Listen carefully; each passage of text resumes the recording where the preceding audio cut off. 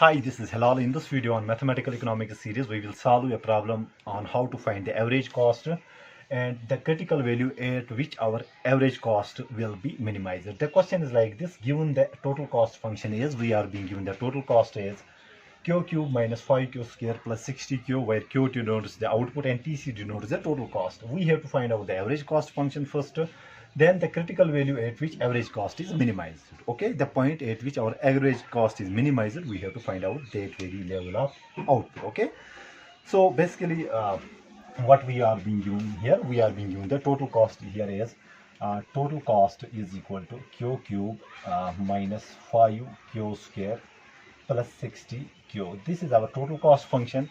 Now to get the the average cost, average cost is simply equal to total cost upon output, that is q. So we have q cube minus 5q square plus 60q. Okay, this is our total cost function and we divide it by q. Okay, when we divide it by q, so what will we get here?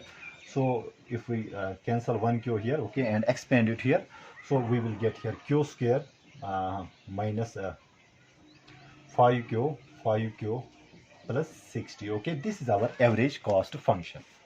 Now to find the point where our average cost is minimized by the minimization of average cost, what we mean, if this is our graph, okay, and we know in this case our average cost will look like this.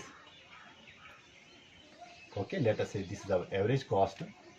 We need to find out the minimum of the average cost. Okay, this level of this point where the slope of the average cost is obviously 0. Okay, so to get the point where our average cost is minimized, what we need to do, we just need to take the derivative of the average cost function with respect to output first and set it equal to 0. Okay, then we have to take the second derivative and check the sign of the second derivative. Okay, let's take the first derivative here. Now to find the critical value, what will we do? We just take the derivative of average cost function with respect to output and set it equal to 0.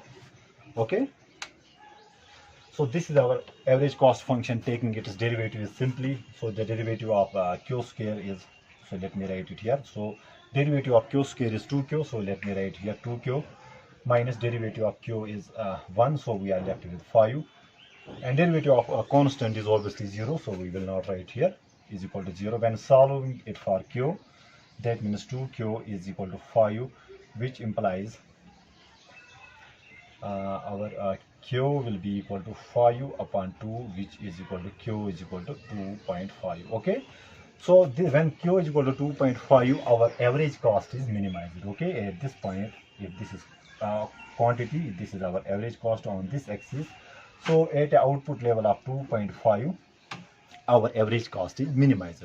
Now to make sure this is the minimum point, we need to check the second order condition. Okay, this was the first order condition. Now second order condition is simply to be sure that we are at minimum or not. For that, we just take the derivative of this average cost function with respect to output. That means we need to take the second derivative of the average cost function.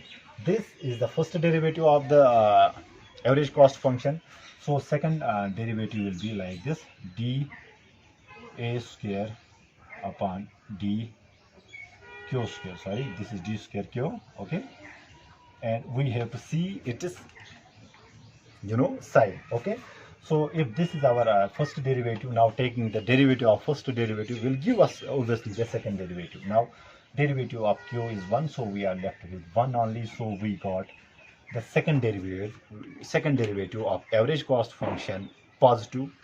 When we get the second derivative of average cost positive, we say that our average cost is minimized, because second derivative means that the slope after we get the critical point is getting increasing. Okay, so this is checked by second order condition, because we got here positive point first, the slope should be equal to 0. After reaching to the 0, our average cost should be increasing. Okay, this is being ensured by taking second derivative and seeing it is the sign. If the sign of the second derivative was less than 0, then we would have not been sure whether it was really a minimum point or not. So to check, to be sure that we got the minimum point, we need to check the second order condition. If the derivative, if the second order derivative comes out to be positive, okay, the value of the second order derivative is positive, we say we are at the minimum point. Okay, I hope I make myself clear in this video. Thank you.